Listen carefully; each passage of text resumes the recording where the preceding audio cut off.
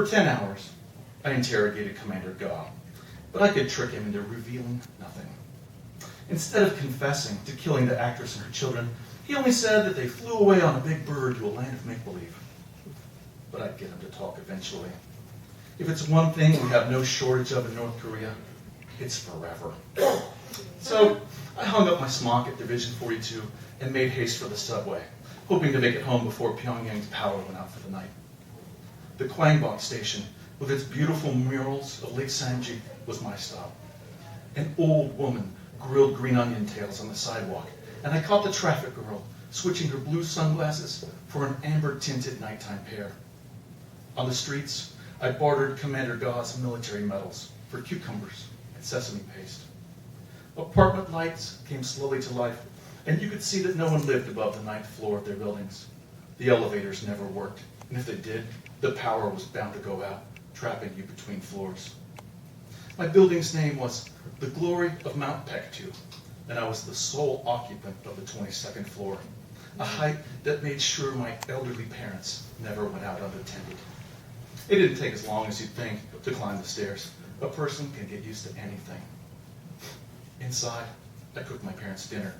When they tasted the food, they praised Kim Jong-il for its flavor. And when I asked after their day, they said it certainly wasn't as hard as the day of the dear leader Kim Jong-il, who carried the fate of the people on his back. Their eyesight failed at the same time. And ever since, they've become paranoid that there might be someone around them they can't perceive, ready to report them for anything they say. They listen to the loudspeaker all day and are careful never to reveal a personal feeling, lest it get them denounced by a stranger they can't quite lay their eyes on. I finished my bowl on the balcony.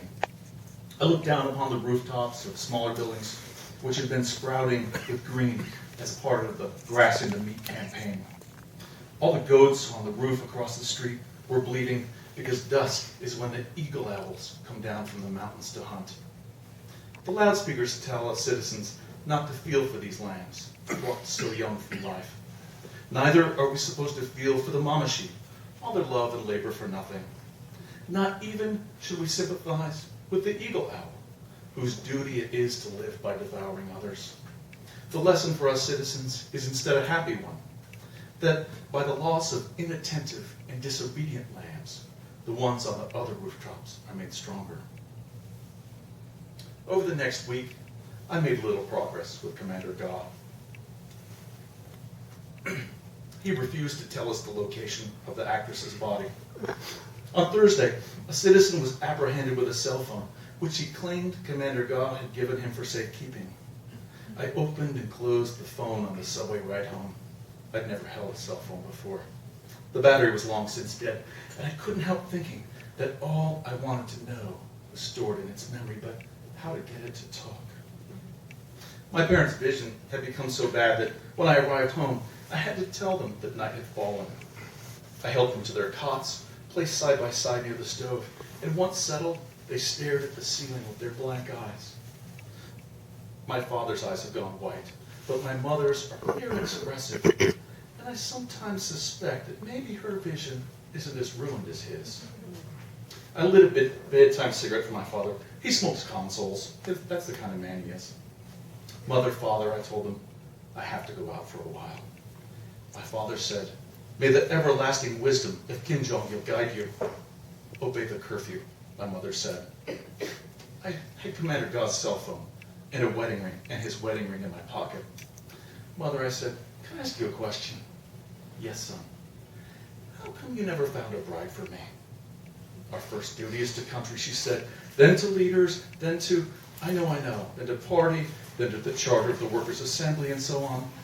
But I was in youth brigade. I studied Juche ID at Kim Il-sung University. It's just that I have no wife. You sound troubled, my father said. Have you spoken to our housing block's Songun advisor? I saw the fingers twitch on his right hand. When I was a boy, one of his gestures was to reach out with that hand to rough my hair. That's how he would reassure me when neighbors went away, or when we witnessed MPSS men pulling citizens off the subway. So I knew he was still in there, that despite the distemper of his patriotism, my father was still my father, even if he felt the need to hide his true self from everyone, even me. I blew out the candle. Outside on Sanuju Street, even in the dark, I could see that troops of Juche girls had chalked the sidewalks and walls with revolutionary slogans. I headed for the Ragwandong district, where long ago the Japanese built slums to house the most defiant Koreans. That's where there's an illegal night market at the base of the abandoned Ryonggung Hotel. Even in the darkness, the outline of the hotel's rocket-shaped tower stands black against the stars. Crossing the Palgal Bridge, pipes were dumping sewage from the pastel housing blocks, and in the water, shit-streaked pages of the Rodong Sinmu newspaper slowly uncrumpled as they clogged with water, spreading across the surface like gray lily pads. The deals take place around the rusted elevator shafts. Guys on the ground floor arrange the terms, then yell at the shaft cohorts who deliver the goods: medicines, ration books, travel passes, buckets with ropes. A few guys didn't like the look of me, but one was willing to talk.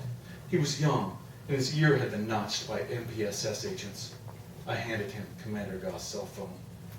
Real quick, he pulled the battery, licked its contacts, then checked the number on the card. "This is good," he said. "What do you want for it?" "I'm not selling it," I said. "We need a charger for it." I showed him Commander Goss' wedding ring.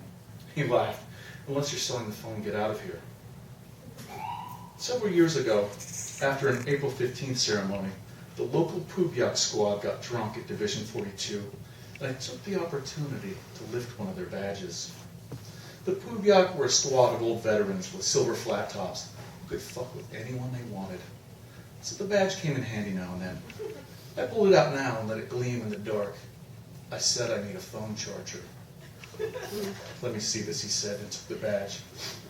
He felt the weight of its silver, ran his thumb against the leather backing. "Okay," he said, "you get your charger, but keep the ring.